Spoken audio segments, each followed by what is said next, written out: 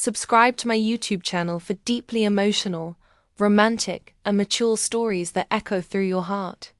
Don't forget to like, share, and comment to support meaningful storytelling. Marcus had always believed that life had a way of throwing curveballs when you least expected them.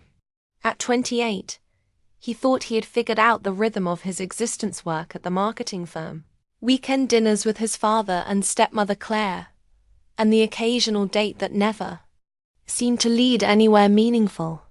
But nothing could have prepared him for the day Claire's sister walked through their front door, carrying nothing but a worn suitcase and eyes that held stories he desperately wanted to hear. The first time he saw Elena, she was standing in the kitchen, her dark hair catching the afternoon sunlight streaming through the window. She wore a simple sundress that somehow made her look both vulnerable and stunning. And when she turned to face him, Marcus felt something shift in his chest, a recognition of something he hadn't even known he was searching for. "Marcus, this is my sister Elena," Claire said, her voice carrying a mixture of warmth and concern. "She'll be staying with us for a while." Elena extended her hand, and when their fingers touched, Marcus felt a jolt of electricity that made him question everything he thought he knew about attraction. Her smile was tentative, almost shy, but her eyes held a depth that suggested she had lived through more than her 26 years should have allowed. "Thank you for letting me stay," Elena said, her voice soft with just a hint of an accent that Marcus couldn't place. "I know it's an imposition." "Not at all," Marcus replied, surprised by how genuine his words sounded. Family is family. But as the days turned into weeks, Marcus began to realize that Elena felt like anything but family to him. Claire had explained that Elena was going through a difficult divorce, that she needed time to rebuild her life after her husband had left her for someone else. The pain in Elena's eyes whenever the topic came up made Marcus want to find her ex-husband and make him understand what a fool he had been. But more than that, it made him want to be the one to help her heal. Living in the same house created an intimacy that Marcus hadn't anticipated. He would find Elena in the kitchen early in the morning, making coffee with a quiet concentration that made him want to memorize every detail of how she moved. She would smile at him over her mug, and he would feel his day brighten in ways that had nothing to do with the caffeine. "You're up early," she would say, and he would make some excuse about work or insomnia, when the truth was that he had started waking up early just for these moments with her. "So are you," he would reply, and she would laugh, a sound that was becoming his favorite melody.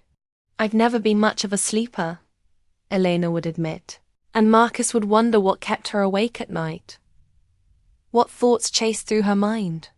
In the darkness, the first real conversation they had was on a rainy Thursday evening. Claire had gone to bed early with a headache, and Marcus had found Elena curled up on the living room couch, reading a book with such intense focus that she didn't notice him at first. "Good book?" he asked, settling into the chair across from her. Elena looked up, startled, then smiled. "It's about a woman who loses everything and has to start over. I suppose I'm drawn to stories about second chances these days." Marcus felt his heart clench. "Do you believe in them? Second chances?" Elena closed the book, her fingers tracing the cover. "I have to. Because if I don't believe that people can change, that life can get better, then what's the point of trying?" There was something in her voice that made Marcus want to tell her that she deserved all the second chances in the world, that any man who had let her go was an idiot, that she was worth fighting for. Instead, he said, "You're stronger than you know." Elena looked at him with surprise, as if strength was the last thing she felt. "Some days I don't feel strong at all. Some days I feel like I'm just pretending to be okay. That's what strength is," Marcus said quietly. "Getting up and pretending to be okay until one day you realize you're not pretending anymore." That night, Marcus lay in bed thinking about the way Elena's eyes had softened when he spoke, the way she had looked at him as if he had said something profound when all he had done was speak the truth. He thought about the gentle curve of her smile, and the way she tucked her hair behind her ear when she was nervous. He thought about how wrong it felt to be having these thoughts about his stepmother's sister, and how impossible it was to stop having them as the weeks passed. Marcus found himself looking forward to their conversations more than anything else. In his day, Elena had a way of seeing the world that was both innocent and wise, as if she had been hurt, but had refused to let it make her cynical. She would tell him about the books she was reading, about the photography class she had started, about her dreams of traveling to places she had only seen in pictures. "I want to see the Northern Lights," she told him one evening as they sat on the back porch, watching the sunset paint the sky in shades of pink and gold. "I know it sounds silly, but I've always felt like seeing them would be like witnessing magic." "It doesn't sound silly," Marcus said, and he meant it. "When all this is over, when you're ready, you should go. You should do all the things you've dreamed of doing." Elena turned to look at him, her expression serious. "What about you? What do you dream of doing?" Marcus knew he should say something about travel or career goals or adventures he wanted to have. Instead, he found himself saying, "I dream of making someone happy. Really happy. The kind of happy that makes them forget about everything that hurt them before." The words hung between them like a confession, and Marcus immediately regretted being so honest. But Elena didn't look uncomfortable. Instead, she smiled, a real smile that reached her eyes. "That's a beautiful dream," she said softly. The turning point came on a Friday night in late autumn. Claire had gone to visit her mother for the weekend, leaving Marcus and Elena alone in the house for the first time.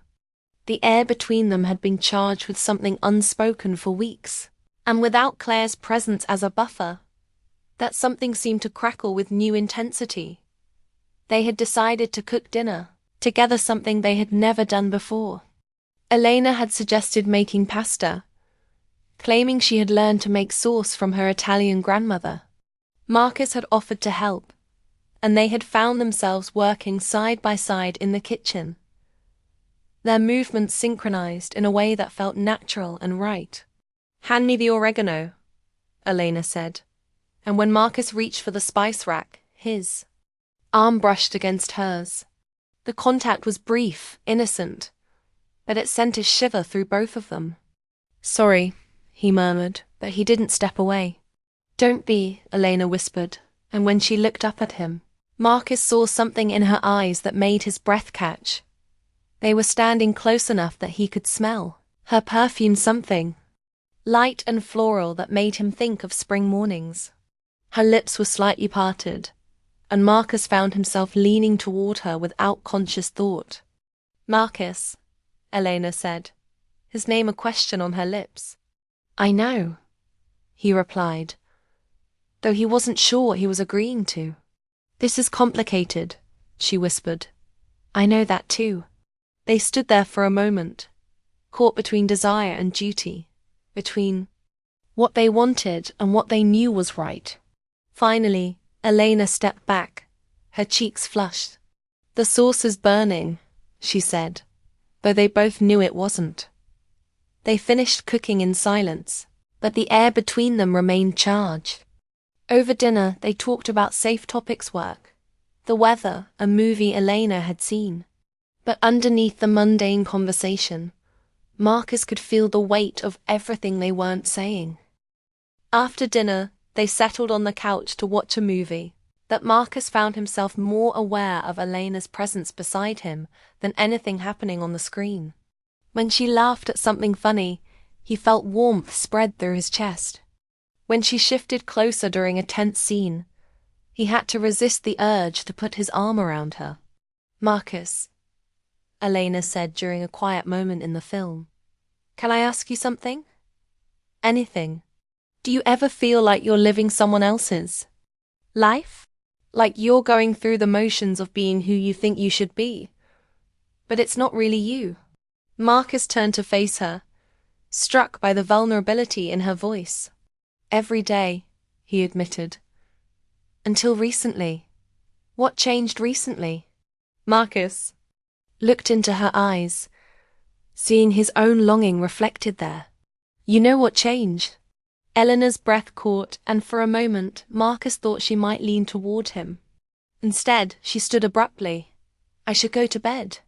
Elena, wait, please, she said, her voice barely above a whisper. This is already hard enough. She left him sitting on the couch, and Marcus spent the rest of the night staring at the ceiling, wondering how he had managed to fall so completely for someone he couldn't have. The next morning, Elena was quiet over breakfast, and Marcus wondered if he had ruined everything by being too honest. But as the day progressed, he noticed her stealing glances at him, her cheeks coloring when their eyes met. By evening, the tension between them had become almost unbearable. They were cleaning up after dinner when Elena suddenly stopped washing dishes and turned to face him. I need to tell you something, she said, her voice shaking slightly. Marcus set down the towel he was holding and gave her his full attention. My marriage, Elena began, then stopped, taking a deep breath. It wasn't just that he left me for someone else. It was that I realized I had never really loved him. Not the way a woman should love her husband. I married him because it seemed like the right thing to do, because he was safe and predictable, and because I thought that was what love was supposed to feel like. Marcus felt his heart racing, but he remained silent, letting her continue. But being here with you, Elena's voice broke slightly. I finally understand what everyone talks about when they describe love. I understand why people write songs about it, and why it makes them do crazy things. Because for the first time in my life, I know what it feels like to look at someone and feel like I'm home. The words hung between them like a bridge, and Marcus felt himself stepping across it before he could stop himself. Elena, he said, her name like a prayer on his lips. I know it's wrong, she continued, tears beginning to form in her eyes. I know the timing is terrible and the situation is impossible, but I can't pretend anymore. I can't pretend that I don't feel this way about you. Marcus crossed the kitchen in 2 steps, and this time when he reached for her, she didn't pull away. He cupped her face in his hands, his thumbs brushing away the tears that had begun to fall. It's not wrong, he said firmly. Complicated, yes. Difficult, absolutely. But not wrong. Not when it feels like this. What are we going to do? Elena whispered. Marcus leaned his forehead against hers. I don't know. But I know I can't lose you. Not now that I've found you. They stood there in the kitchen, holding each other, as if they were the only solid things in a world that had suddenly become uncertain. Marcus felt as if he was standing on the edge of a cliff, knowing that stepping forward would change everything, but unable to imagine stepping back. Claire, Elena said suddenly, pulling back to look at him. She's been so good to me. She took me in when I had nowhere else to go. How can we'll figure it out, Marcus said, though he had no idea how. We'll find a way to do this right. Will we? Elena asked, and Marcus heard the doubt in her voice. I promise, he said, and meant it with every fibre of his being. The weekend passed in a blur of stolen moments and whispered conversations. They didn't cross any lines they couldn't come back from, but they also couldn't pretend that nothing had changed between them. By the time Claire returned on Sunday evening, Marcus felt as if he was walking on a tightrope, trying to act normal while his entire world had shifted. How was your weekend? Claire asked over dinner, and Marcus nearly choked on his food. Quiet, Elena answered smoothly. We just relaxed, watched some movies. Good, Claire said, smiling at them both. I'm glad you two are getting along so well. I was worried it might be awkward, having you both in the house. Marcus caught Elena's eye across the table and saw his own guilt reflected there. They were getting along, all right. Maybe too well. That night, Marcus lay in bed thinking about Elena just a few doors down the hall, wondering if she was thinking about him too. He thought about her tears in the kitchen, about the way she had felt in his arms, about the impossible situation they had created for themselves. He must have finally fallen asleep, because the next thing he knew, he was being awakened by the sound of someone crying. He got up and followed the sound to the living room, where he found Elena curled up on the couch, her shoulders shaking with silent sobs. "Elena," he said softly, not wanting to startle her. "What's wrong?" She looked up at him, her eyes red and swollen. "I can't do this, Marcus. I can't keep pretending everything is normal when all I want is to be with you. But I can't hurt Claire either. She's the only family I have left." Marcus sat down beside her, and without thinking, she curled into his side. He wrapped his arms around her, feeling her pain as if it were his own. "We'll figure something out," he said, pressing a kiss to the top of her head. "I promise we'll figure something out." "How?" Elena asked, her voice muffled against his chest. "How do we choose between love and family?" Marcus didn't have an answer for that. All he knew was that he was in love with Elena, and that love was worth fighting for, even if he didn't know how to fight for it yet. The next few weeks were torture. Marcus and Elena continued to steal moments together, conversations in the kitchen, brushed fingers when passing in the hallway, looks that lasted a second too long. But they also pulled back, both afraid of where their feelings might lead them. Claire, oblivious to the tension between them, continued to treat them both with the same warmth she always had. She would tell Marcus how happy she was that he and Elena were becoming friends, how good it was for Elena to have someone to talk to besides her. Each word was like a knife in Marcus's heart. "I think she's starting to heal," Claire told him one evening as they watched Elena working in the garden. "She seems happier lately, more like herself." Marcus nodded, not trusting himself to speak.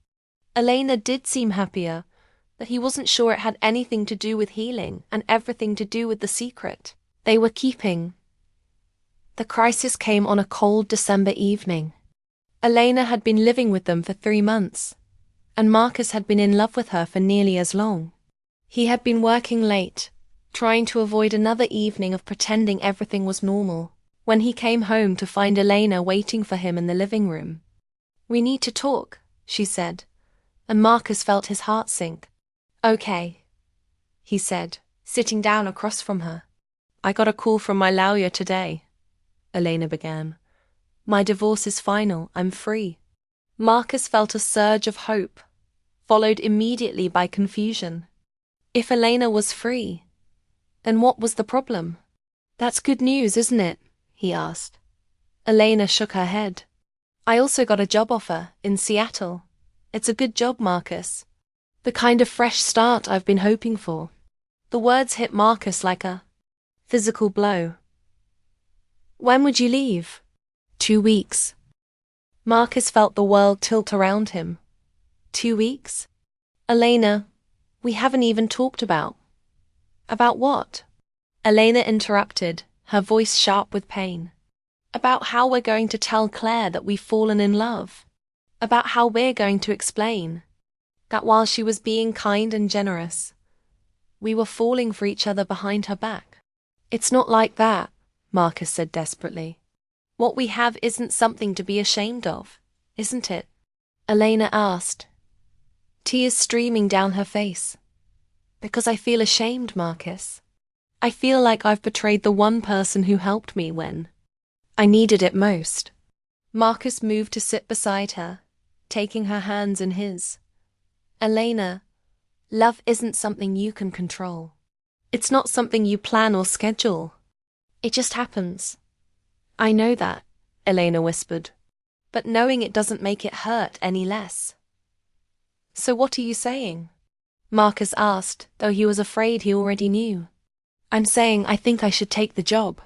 I think I should go to Seattle and start over the way I was supposed to. Without me. Without you. Marcus felt something break inside his chest. Elena, please. We can figure this out. We can find a way to be together that doesn't hurt Claire. How? Elena asked, and Marcus heard the desperation in her voice. How do we do that? How do we tell her that the sister she took in and the stepson she helped raise have fallen in love? How do we ask her to be happy for us when we've been lying to her for months? Marcus didn't have an answer because he had been asking himself the same questions every day since he had admitted his feelings. I love you, he said finally. I love you more than I've ever loved anyone in my life. And I know you love me too. Doesn't that matter? Of course it matters, Elena said, her voice breaking. It matters more than anything. But sometimes love isn't enough. Don't say that, Marcus said fiercely. Don't you dare say that. Then tell me what to do, Elena pleaded. Tell me how to choose between the man I love and the only family I have. Left. Marcus looked into her eyes and saw his own pain reflected there. He wanted to tell her to stay, to fight for what they had, to trust that love would find a way. But he also saw the guilt that was eating her alive. The same guilt that kept him awake at night. I can't make that choice for you, he said quietly. But I can tell you that I'll support whatever you decide. Eleanor's face crumpled. That's not fair. You're supposed to fight for me. I am fighting for you, Marcus said, pulling her into his arms. I'm fighting for your happiness, even if it means letting you go. They held each other on the couch, both crying now, both knowing that their time together was running out. Marcus memorized the way Elena felt in his arms, the scent of her hair, the sound of her breathing. He tried to imagine a future without her, and found he couldn't. 2 weeks, Elena whispered against his chest. 2 weeks, Marcus agreed. Those 2 weeks passed both too quickly and too slowly. Marcus and Elena spent every moment they could together, talking about everything and nothing, as if they could somehow pack a lifetime of conversations into 14 days. They were careful not to cross any physical lines, but the emotional intimacy between them deepened with each passing day. Claire, sensing that something was different, asked Elena if she was having second thoughts about the job. Elena assured her that she was excited about the opportunity, and Marcus watched his stepmother's face light up with pride and happiness for her sister. I'm going to miss you so much, Claire said, hugging Elena tightly. But I'm so proud of you for taking this step. Marcus excused himself from the room before he could say something he would regret. On Elena's last night, she came to Marcus's room after Claire had gone to bed. She didn't say anything, just sat on the edge of his bed while he sat in the chair across from her. I want you to know, she said quietly, that these past few months have been the happiest of my life. Not because of what happened with my marriage ending, but because of what happened with us beginning. Marcus felt tears prick his eyes. Elena, let me finish, she said, holding up her hand. I want you to know that I'm not leaving because I don't love you. I'm leaving because I do love you. I love you enough to want you to have a relationship with your family that isn't complicated by secrets and guilt. What if I don't want that? Marcus asked. What if I want you more than I want anything else? Elena smiled through her tears. Then I want you to remember that love isn't always about having. Sometimes it's about letting go. The next morning, Marcus helped Elena load her suitcase into the taxi. Claire cried openly, making Elena promise to call every week. Marcus shook hands with the taxi driver and told him to drive carefully, as if the man held Eleanor's life in his hands. When it was time to say goodbye, Elena and Marcus looked at each other for a long moment. There was so much they wanted to say, so much they had left unsaid. "Be happy," Elena whispered. "You too," Marcus replied. Elena got into the taxi without looking back, and Marcus stood in the driveway until the car disappeared around the corner. Then he went inside, went to his room, and allowed himself to fall apart. 6 months later, Marcus still thought about Elena every day. He had gotten a promotion at work, had gone on a few dates that went nowhere, had tried to rebuild his life around the Elena-shaped hole in his heart. Claire would share news from Eleanor's weekly calls. She loved Seattle. She had made friends. She was dating someone new. That last piece of information had hit Marcus like a punch to the gut, even though he knew he had no right to be hurt by it. He wanted Elena to be happy, and if that meant being with someone else, then he would learn to live with that. It was on a rainy Tuesday in June that Marcus's phone rang. He almost didn't answer it, thinking it was a work call, but something made him pick up. "Marcus?" The voice was barely above a whisper, but he recognized it immediately. "Elena? I need to tell you something," she said, and Marcus could hear the tears in her voice. "I can't do this anymore. I can't pretend that leaving was the right thing to do. I can't pretend that I don't think about you every day, that I don't miss you so much it physically hurts." Marcus felt his heart start to race. "Elena, what are you saying?" "I'm saying I made a mistake. I'm saying that I thought I was being noble by walking away, but all I did was make us both miserable. I'm saying that I love you, and I want to come home." "What about Claire?" Marcus asked, the practical part of his brain still functioning despite the chaos in his heart. "I talked to her," Elena said, and Marcus nearly dropped the phone. "I called her this morning and told her everything. About how we fell in love. About why I really left. About how I can't stop thinking about you." "And?" Marcus asked, afraid to hope. "She cried," Elena said. "She said she had suspected something, that she had seen the way we looked at each other. She said she was hurt that we didn't trust her enough to tell her the truth." Marcus felt his heart sink. "Elena, I'm so sorry." "But then she said something else," Elena continued. "She said that love is precious and rare, and that she would never want to stand in the way of two people finding it. She said that she loves us both too, much to let us sacrifice our happiness for her comfort." Marcus couldn't speak. He couldn't process what he was hearing. "Marcus?" Elena said. "Are you there?" "I'm here," he managed to say. "She wants to talk to you," Elena said. "She wants to work through this together as a family. She says that's what families do." Marcus felt tears streaming down his face. "When are you coming home?" "My flight lands tomorrow at 3, Elena said. "That is, if you want me to come home." "Elena," Marcus said, his voice thick with emotion. "I've been waiting for you to come home since the day you left." "I love you," Elena whispered. "I love you too," Marcus replied. "More than I ever thought possible." As Marcus hung up the phone, he realized that Elena had been right about second chances. Sometimes life did give you another opportunity to get things right. And sometimes, if you were very lucky, love really was enough. The next afternoon, Marcus stood in the airport arrivals area, holding his breath as passengers streamed out of the gate.